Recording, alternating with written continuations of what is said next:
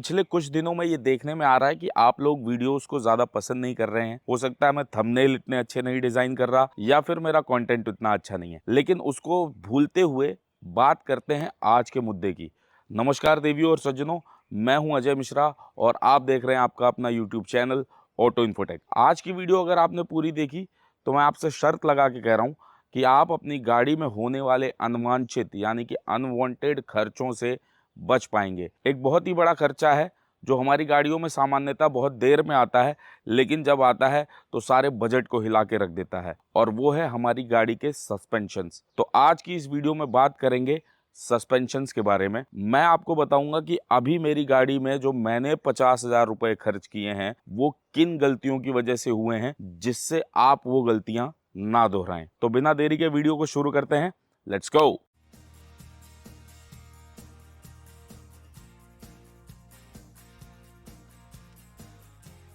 तो अभी पिछले कुछ 1 महीने पुरानी बात है कि मेरी गाड़ी में मुझे रियर और फ्रंट दोनों टायर से झक झक झक झक झक झक झक झक ऐसी आवाज़ सुनाई दे रही थी। मतलब जब गाड़ी चलती थी रोड पे तो वो आवाज़ जो है और ज़्यादा बढ़ती चली जाती थी स्पीड के साथ। मुझे बहुत ही इरिटेटिंग लगता था क्योंकि केबिन में बहुत अनवांटेड नॉइज़ आ रही थी। तो मैंने सोचा कि हो सकता है मेरी व्हील्स के बेयरिंग खराब हो गए हों। मैंने अपने व्हील्स के बेयरिंग चेक कराए, वो बिल्कुल सही थे। उसके बाद जब मुझे दोबारा से संतुष्टि नहीं हुई तो मैं अपने एक नोन बंदे श्री लक्ष्मी टायर्स ग्रेटर नोएडा में है, आप चाहें तो आप भी वहां जा सकते हैं, उनके पास गया और व्हील बैलेंसिंग व्हील अलाइनमेंट के लिए उन्हें बोला। जब मैंने उन्हें अपनी प्रॉब्लम बताई कि मेरी कार से लगातार ये झक झक झक झक झक आवाज़ आ रही है, तो उन्होंने मेरी गाड़ी के टायर्स भी चेक किए। जब टायर्स चेक किए तो उन्होंने ये पाया कि गाड़ी के रियर टायर्स में गड्ढे हो गए थे और रियर टायर्स जो हैं वो पूरी तरह से ख़त्म हो गए थे। और आप यकीन नहीं मानोगे, रियर टायर सिर्फ 20,000 किलोमीटर चले थे। मैंने अपनी गाड़ी के चारों टायर जो हैं, जब मेरी गाड़ी 40,000 चली थी तब चेंज कराए थे, और मैंने जब इसे 62,000 पे चेक कराया तो पीछे के दोनों टायर्स ख़त्म हो चुके थे। आगे के टायर्स में छोटे छोटे गड्ढे हो चुके थे, जो कि मैं फील कर पाया क्योंकि मैं भी खुद एक ऑटोमोबाइल सेक्टर से ही हूँ। डेंट्स वगैरह जो हैं मेरे लिए पहचान पाना बहुत ही आसान काम है। अब जैसा कि कोई भी प्रॉब्लम निकलने के बाद हर इंसान करता है, मैंने शोरूम पे एक एस्टिमेट लिया कि लगभग कितना खर्चा आ जाएगा चारों सस्पेंशंस को बदलने का, क्योंकि सस्पेंशंस जो हैं वो पूरी तरह से लीक थे और पूरी तरह से ख़राब हो चुके थे। उसके अलावा जो रियर का डेड एक्सल है वो भी बेंड हो गया था, उसका भी रीज़न आपको मैं बहुत जल्दी बताऊंगा। उसको भी रिपेयर करना था। तो जो सारा खर्चा मुझे उन्होंने बताया वो 70,000 रुपए से ज़्यादा था, इंक्लूडिंग 4 टायर्स। अब वो अंग्रेज़ी की कहावत है ना, miss Fortune never comes alone. तो मेरी गाड़ी की एसी की गैस भी लीक हो रही थी।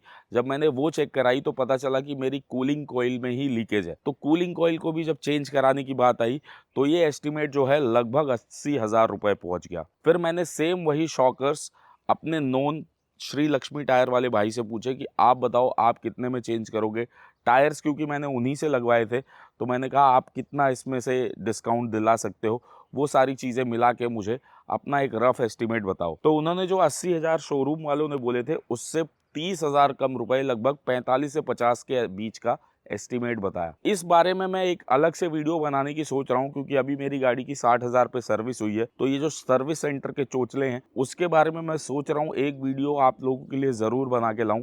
आपको दिखाऊंगा कि एक शोरूम की सर्विस में और एक नॉर्मल सर्विस जो कि सेम पार्ट्स के साथ होने वाली है, उनमें कितना मेजर डिफरेंस होता है। तो इसकी बात करेंगे कभी बाद में। लेकिन फिर जब मैंने 80,000 शोरूम से सुने तो मेरा दिल थोड़ा बैठ सा गया। मैंने अपने उन भाई से बोला कि भाई आप गाड़ी रिपेयर करो, बस मुझे गाड़ी वैसी ही चाहिए जैसे शोरूम में रिपेयर होती है। और उनके पास जो मैकेनिक्स हैं वो मेरे वेल नोन हैं, बहुत पहले से काम कर रहे हैं, बहुत पुराना एक्सपीरियंस है। मेरे पास जब पुरानी i10 थी मेरी, तब भी वो लोग मेरी गाड़ी में काफ़ी काम कर चुके थे। तो उन्होंने इस चैलेंज को टेकअप किया और मेरी गाड़ी पे काम करना शुरू किया। तो ये तो हो गई वो कहानी कि क्या हुआ मेरी गाड़ी में। लेकिन अब बात आती है कि ऐसा हुआ क्यों। तो देखिए, सस्पेंशन कोई सिंपल सा मैकेनिज़्म नहीं है। सस्पेंशन एक कॉम्प्लेक्स मैकेनिज़्म है। बहुत से लोग सोचते हैं कि ये सस्पेंशन है, बहुत से लोग कॉइल स्प्रिंग को सस्पेंशन समझ लेते हैं, लेकिन ऐसा बिल्कुल नहीं है। सस्पेंशन सिस्टम जो होता है वो बहुत सारी चीज़ों को मिला के बनता है, जैसे कि उसमें कॉइल स्प्रिंग या लीफ स्प्रिंग होगी, उसके अलावा शॉक एब्जॉर्बर्स होंगे जिन्हें डैम्पर्स भी कहते हैं, उसके अलावा उसमें स्ट्रट्स होते हैं जो कि स्ट्रक्चरल सपोर्ट प्रोवाइड करते हैं शॉक एब्जॉर्बर को, उसके अलावा कंट्रोल आर्म्स होते हैं जो कि गाड़ी के टायर्स की अलाइनमेंट को मेंटेन करके रखते हैं, और बॉल जॉइंट्स होते हैं जो गाड़ी के टायर्स को ऊपर नीचे करने में मदद करते हैं और उनका कनेक्शन सस्पेंशन से बनाए रखते हैं। अब सस्पेंशन सिस्टम जो होते हैं वो बहुत तरह के होते हैं। आप यहाँ पर अपनी लिस्ट देख सकते हैं। मैकफर्सन स्ट्रट बहुत ज़्यादा यूज़ किया जाता है कार्स में। लीफ स्प्रिंग वगैरह जो हैं, जिन्हें कमानी भी कहते हैं, वो हैवी व्हीकल्स में बहुत ज़्यादा यूज़ की जाती हैं। लग्जरी बसेस जो हैं उसमें एयर सस्पेंशन का यूज़ किया जाता है। तो ऐसे बहुत सारे सस्पेंशन हैं, लेकिन जो कॉमन है वो 2-3 मैंने आपको बता दिए। अब सस्पेंशन का काम होता है कि रोड पे जो अंडुलेशंस हैं, जो नॉन यूनिफॉर्मिटी है, उसके जो शॉक्स हैं उसको एब्जॉर्ब करके केबिन तक ना आने दे। अब सस्पेंशन में जो स्प्रिंग होती है वो शॉक्स को एब्जॉर्ब करने का काम तो कर लेती है, लेकिन विज्ञान की भाषा में कहें तो वो हार्मोनिक ऑसिलेशंस का शिकार हो जाती है, जिसकी वजह से फिर हमें शॉक एब्जॉर्बर्स या डैम्पर्स लगाने पड़ते हैं, जो उसके ऑसिलेशंस को बहुत जल्दी कम कर देते हैं और हमारी गाड़ी बहुत ही जल्दी स्टेबल हो जाती है और हमें पता भी नहीं चलता। अगर शॉक एब्जॉर्बर्स नहीं होंगे तो स्प्रिंग जो है वो हमारी गाड़ी को बहुत देर तक ऊपर नीचे करती रहेगी। तो अभी जो मेरा ये खर्चा हुआ है, इससे अगर आपको बचना है तो आपको क्या करना होगा? देखिए, आपको सबसे सीधी सी बात है, विजुअल चेक्स करने होंगे। कुछ चीज़ें मैं आपको बताता हूँ, वो करनी होंगी, जिससे आपका ये खर्चा बच सकता है। लेकिन उसके पहले आपको ये जानना ज़रूरी है कि सस्पेंशंस जो हैं वो ख़राब हैं, ये कैसे आपको पता चले? अब आपके सस्पेंशन ख़राब हैं, इसको जानने का पहला तरीका है कि आपकी राइड्स जो हैं वो बहुत ही ज़्यादा बम्पी हो जाएँगी, मतलब बहुत ही ज़्यादा उसमें भड़र भड़र ऐसे करके आवाज़ें आएँगी, जिसकी वजह से आपको पता चल जाएगा कि आपके शॉकर्स में दिक्कत है। दूसरा है कि टर्न्स पे आपकी गाड़ी कुछ ज़्यादा ही लीन होने लगेगी।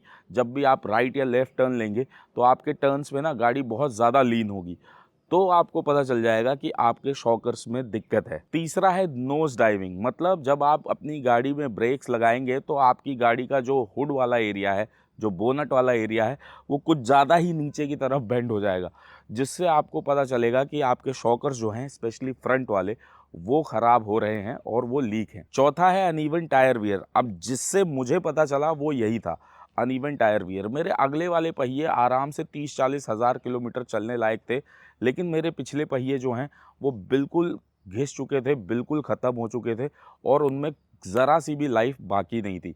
साथ ही साथ उनमें गड्ढे हो गए थे, जिसकी वजह से मेरी गाड़ी झक झक झक झक झक झक ऐसी आवाज़ कर रही थी। मैं आपको पहले ही बता चुका हूँ। सबसे आसान तरीका है कि आप ये देखें कि आपके सस्पेंशंस में कहीं से लीक तो नहीं है, और ये हमारा 5वां तरीका है टेस्टिंग करने का। आप सीधे से गाड़ी के सस्पेंशन को झुक के देखिए कि उसमें कहीं एक्सेस ऑयल या ग्रीस जैसा पदार्थ तो नहीं है। अगर बहुत ज़्यादा ऑयल या ग्रीस आ रही है तो आप ये समझ लीजिए कि आपके शॉक एब्जॉर्बर्स जो हैं, जिसमें हाइड्रोलिक फ्लूइड होता है और वो पिस्टन सिलेंडर मैकेनिज्म पे काम करता है, उसमें जो लीकेज आ चुकी है और वो जो है अब अपनी 100% एफिशिएंसी पे काम नहीं करता। बहुत सारे लोग ये क्लेम करते हैं कि शॉकर्स जो हैं वो रिपेयर हो भी जाते हैं, लेकिन उनकी कॉस्ट भी इतनी कोई कम नहीं होती। 2 बार 3 बार अगर आपने शॉकर्स रिपेयर कराए तो वो नए शॉकर जैसा ही आपको पड़ जाता है, और उसके बाद भी जो परफॉर्मेंस है वो कुछ दिन बाद वैसी ही हो जाती है। तो मैं आपको सजेस्ट करूँगा कि जब भी आपके शॉकर्स में लीकेज हो तो आप नए शॉकर ही डलवाएँ, उसे रिपेयर ना करवाएँ। और 5वां है बाउंस टेस्ट, वो मैं आपको दिखा देता हूँ। अगर आप अपनी गाड़ी को ऐसे दबा के देखते हैं और आपकी गाड़ी बहुत ज़्यादा देर तक 2-3 बार तक ऊपर नीचे होती है, तो आप समझ लीजिए कि आपके सस्पेंशन खराब हो चुके हैं या शॉक एब्जॉर्बर्स खराब हो चुके हैं। अब आती है बात सॉल्यूशंस की कि हमें करना क्या चाहिए भैया इतने बड़े खर्चे से बचने के लिए। देखिए, यूजुअली जो है 80,000 से 1 लाख किलोमीटर पे आपके शॉकर्स बदलते ही हैं। मेरे 62-63 हज़ार पे बदल गए। लेकिन उसके लिए आपको क्या करना चाहिए? सबसे पहली चीज़ है रेगुलर इंस्पेक्शन। देखिए, सबसे पहला तरीका है कि आप अपने शॉकर्स को खुद ही झुक के टेस्ट कर लीजिए, चेक कर लीजिए कि वो कहीं से लीक वगैरह तो नहीं है, या फिर आप बाउंस टेस्ट भी करके देख सकते हैं। अगर एक्स्ट्रा बाउंस ज़्यादा बार गाड़ी 2-3 बार ऊपर नीचे हो रही है तो आप समझ लीजिए कि आपके शॉकर में दिक्कत है। दूसरा है कि जो भी वार्निंग साइंस हैं उन्हें इग्नोर ना कीजिए। जैसे मान के चलिए आपकी राइड्स जो हैं वो बम्पी हो रही हैं, आपके टायर का जो वियर है वो ज़्यादा अनइवन सा हो रहा है, या फिर आपके जो केबिन में नॉइज़ है वो बहुत ज़्यादा आ रही है टायरों की या शॉकर्स की, तो आप समझ जाइए कि आपके जो सस्पेंशन है उसमें कहीं न कहीं दिक्कत आनी शुरू हो गई है। अब ये चीज़ें हो सकती हैं कि आपको खर्चे से ना बचा पाएँ, लेकिन फर्दर किसी पार्ट को और डैमेज होने से बचा सकती हैं। जैसे कि मेरी गाड़ी का जो पीछे का डेड एक्सल है, वो भी बेंड हो गया था, शॉकर्स अच्छे से परफ़ॉर्म नहीं कर पा रहे थे इस वजह से, जिसे रिपेयर कराने में भी मेरे 4,000 रुपए लगे हैं। तो आप ऐसे खर्चों से ज़रूर बच जाएंगे। तीसरा तरीका है कि आपको जैसे ही पता चले कि आपके सस्पेंशंस में दिक्कत है, तो आप सबसे पहले जो वॉर्न आउट पार्ट्स हैं, या फिर ना भी पता चले, रेगुलर सर्विस इंटरवल्स पे आपके जो भी वॉर्न आउट पार्ट्स हैं उनको चेंज करा दीजिए, शॉक्स को चेंज करा दीजिए, स्ट्रट्स को चेंज करा दीजिए, बुशिंग्स को चेंज करा दीजिए, बेरिंग्स को चेंज करा दीजिए। जो भी आपको लगता है कि जहाँ भी दिक्कत है वो चीज़ आप ज़रूर करवा दीजिए चेंज। चौथा है कि हमेशा जेन्युइन हाई क्वालिटी पार्ट्स का ही इस्तेमाल कीजिए। देखिए, हालांकि मैंने सर्विस बाहर से कराई, लेकिन जब तक मेरी गाड़ी की सर्विस हुई है मैं पूरे टाइम वहीं रहा। मैंने सारे शॉकर्स इंस्पेक्ट किए कि वो सच में ख़राब हैं या नहीं। मैंने अपनी कूलिंग कॉइल भी चेक की कि वो सच में लीक है या नहीं। उसके बाद मैंने अपने जो डेड एक्सेल है वो भी चेक किए। तब जाके जब मुझे पूरी तरह से संतुष्टि हुई, तब मैंने उन्हें ये सारी चीज़ें चेंज करने बोली। और जब मैंने चेंज कराई तो जो original Honda genuine Munjal Showa के शॉकर्स हैं वही मैंने अपनी गाड़ी में लगवाए। तो ये चीज़ आपको भी ध्यान रखनी है। पांचवी चीज़ है व्हील बैलेंसिंग और अलाइनमेंट बिल्कुल सही समय पे सही इंटरवल्स पे कराइए। देखिए, मेरा कहना तो ये है कि हर 10,000 किलोमीटर्स पे आप कराइए।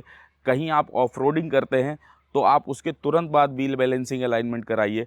या फिर कहीं आप पहाड़ी इलाकों में जाते हैं, बहुत ही ख़राब सड़कों से गाड़ी को चला के आते हैं, और भले ही आपकी गाड़ी को 1000 किलोमीटर हुआ है, व्हील बैलेंसिंग अलाइनमेंट कराए, ज़रूर करा लीजिए। और अगर आप ग्रेटर नोएडा में रहते हैं तो मैं आपसे ज़रूर कहूँगा कि आप श्री लक्ष्मी टायर्स पे जाइए, जो कि अंसल प्लाजा के जस्ट पीछे है, और वो आपको सस्ते दामों में बढ़िया व्हील बैलेंसिंग अलाइनमेंट करके देंगे। और वैसे मैं आपको ये बता दूं कि ये वीडियो कहीं से भी पेड नहीं है, कोई प्रमोटेड नहीं है। मुझे उनकी सर्विसेज अच्छी लगी तो मुझे लगा कि मैं आपको भी बता दूं। अगला तरीका सस्पेंशन खराब होने से बचने का है कि आप अपनी गाड़ी को ओवरलोड ना करें। मुझे जो लगता है सबसे बड़ा कारण जो मेरी गाड़ी में सस्पेंशंस खराब हुए वो यही थे। मैं अपनी गाड़ी में पूरी फैमिली के साथ अपने गांव जाता हूं, जो कि लखनऊ के भी आगे है। हालांकि पूरा एक्सप्रेसवे है, फिर भी रोड्स पे अंडुलेशंस होती हैं, जहां पे कई बार गाड़ी बहुत तेज़ गड्ढे से निकलती है, जिसकी वजह से सस्पेंशंस पूरे बॉटम आउट हो जाते हैं और वो ख़राब होने के कगार पर आ जाते हैं। उसके अलावा जब मैं घर से आता हूं तो आटा, चावल, दाल ऐसी चीज़ें अपने बूट स्पेस में रख लेता हूं। तो ये है भैया कि बड़ा बूट स्पेस होने का मतलब ये नहीं कि आप उसमें बल्की और चंकी आइटम्स जो हैं अपनी गाड़ी में रखें।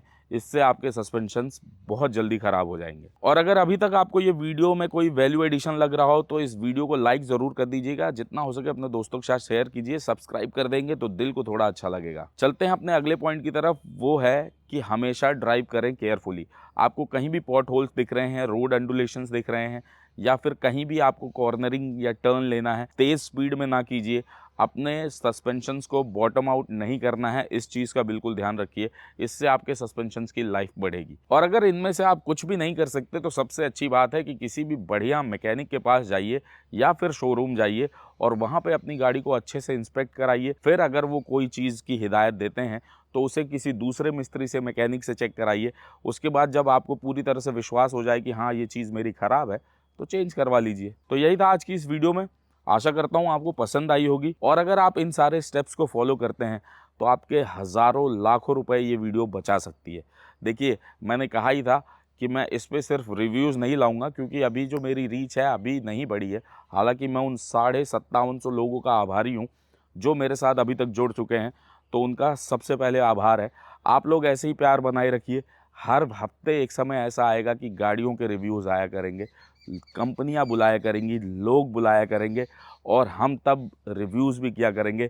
लेकिन ये टिप्स एंड ट्रिक्स जो हैं ये आपको जाननी बहुत ज़रूरी है, इसलिए मैं ये वीडियोस भी आपके लिए बना देता हूँ। अगर ये वीडियो आपको पसंद आई हो तो इसे एक लाइक ज़रूर कर दीजिएगा। जितना हो सके अपने दोस्तों के साथ शेयर कीजिएगा, क्योंकि ये अनवांटेड खर्चा जो है ना, जेब ढीली कर देता है। और अगर हो सके तो आपके अपने यूट्यूब चैनल ऑटो इन्फोटेक को सब्सक्राइब कर लीजिएगा। जाते जाते फिर से वही एक बात कहूँगा, जो देश के साथ खड़े हैं उनके साथ खड़े रहिए। जय हिंद, जय भारत। वीडियो देखने के लिए आप सभी का बहुत बहुत धन्यवाद।